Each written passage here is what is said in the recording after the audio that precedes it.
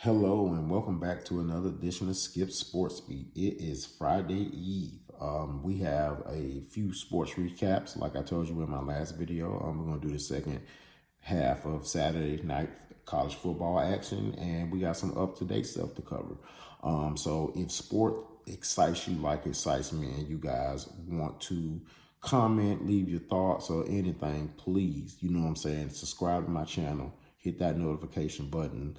I'm ready to hear you guys' comments. I wanted to know what you guys think about what I'm saying. And, also if you want to give me some topics to talk about, I'm down for that too. So let's get into today's episode. All right, first up, Georgia comes up short against Ole Miss by a score of 38-10. Carson Beck did not look his best this game. He only threw for, I think, 186 yards. He had one interception. I believe he also had a fumble. Georgia offense just could not move the ball. Ole Miss looked pretty good. I was pretty shocked. I knew it was going to be a good game, but I didn't think it was going to be like that. This again, Georgia, this can possibly affect their college football play rankings. They're still in, but at I think a slim margin. I feel like they have to, win the rest of these games. Even though they do have that one big win, this was, a big loss for them. So, let's see how things work out for them at the end of the season. Alabama stomped LSU 42-15. Jalen Milroe led the Roll Tide in passing and rushing yards. This definitely keeps their college football playoff hopes alive.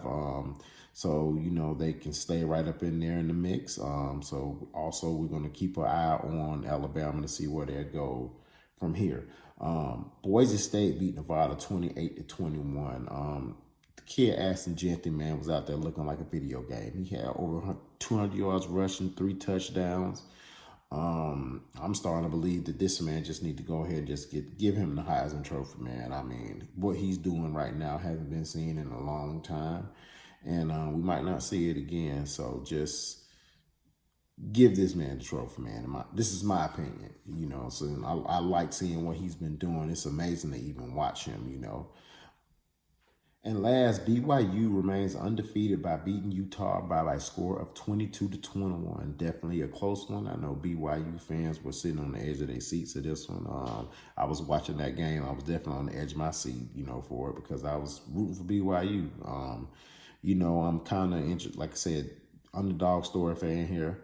Kind of interested to see how far these guys will make it at the end of the season because they're definitely in the mix right now. They're in the top 10.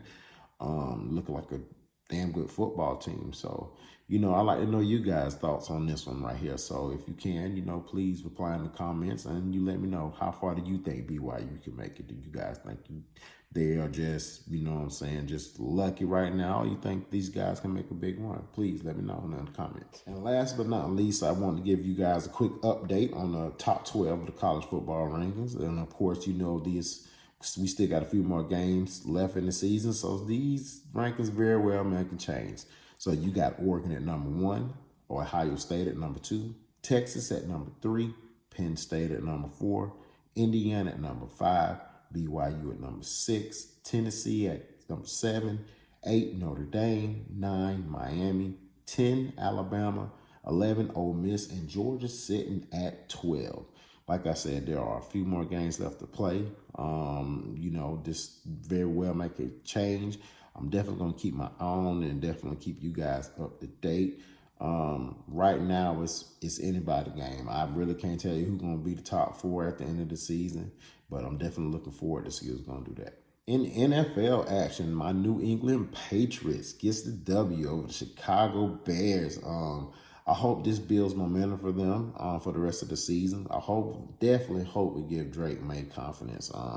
Like I said, I don't expect us to do anything this season, but I just like to see us win, man, because losing is not fun at all, especially with how my college football team was doing. It was happening the same for my professional team. So this definitely puts a smile on my face. The Falcons lost to the Saints, giving them their first division loss of the season. Rivalry games are hard, man. You never know who can come out on top of them. Atlanta should still win this division. But you know what I'm saying, we'll see how it goes. Will this, you know what I'm saying, put a hurt on their confidence, or just, you know what I'm saying, just one fluke and they lost the game and they'll continue to dominate in that division. The Chiefs stay undefeated by winning a game by blocking a field goal by a score of 16-14. It was the most crazy thing that I had ever seen. I thought they had lost the game. I was watching it, you know what I'm saying? And then the guy come around, blocked the field goal. And what's crazy is Patrick Mahomes, he's not having one of his best seasons. These guys are just finding ways to win. Andy Reid is one of my favorite coaches, and I'm happy for him, but I just don't know how these guys do it. From week to week, they are finding ways to win and pulling it out, man. And the Eagles beat the Cowboys by a score of 34-6. 34-6, excuse me. Feeling is starting to look like everyone thought they should. You know, I mean, they strung a few wins together, you know what I'm saying? So maybe they can get up there and get in the playoff hunt. I'm not sure how the division looks right now. I'm gonna have to take a look at that and maybe give you guys an update on that in the next video or so, because it is getting closer to the end of the season. But I cannot talk about the Philadelphia Eagles without talking about Saquon Barkley and that backwards hurdle.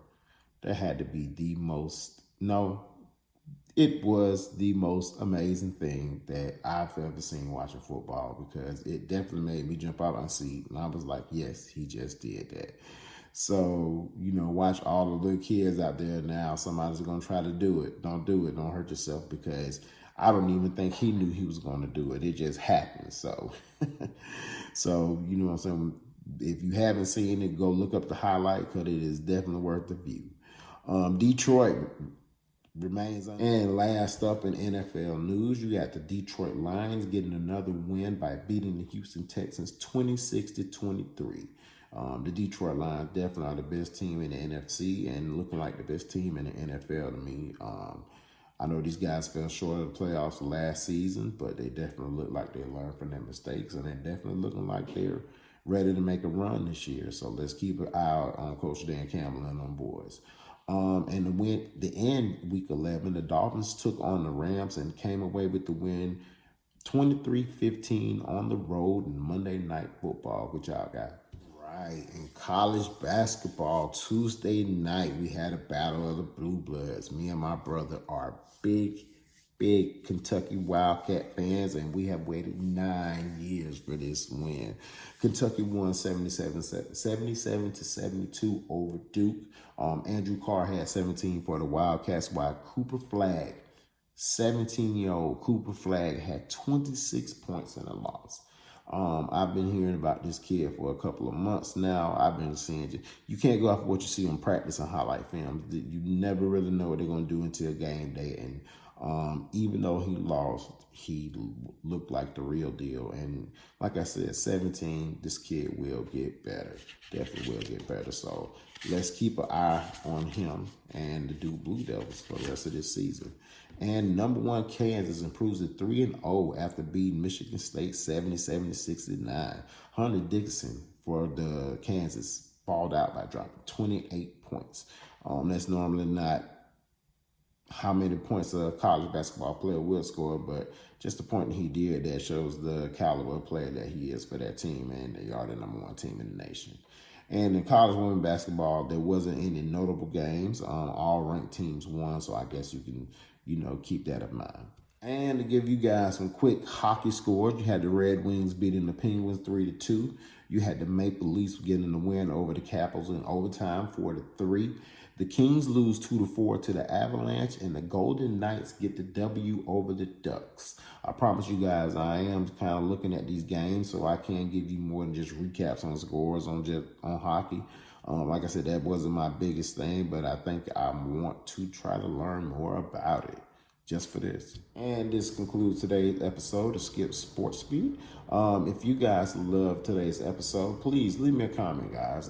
That's really what, YouTube is all about. I love to hear you guys' comments, thoughts on any of my topics. Like I said, trash talk is welcome. If you can't take it, stay out the kitchen. And if you liked it, please hit that like button. You can follow me on social media at Skip SportsBeat81 on Instagram and Skip SportsBeat on Facebook. You guys, please enjoy the rest of y'all day. And please, man, stay polite, man. Positive vibes only.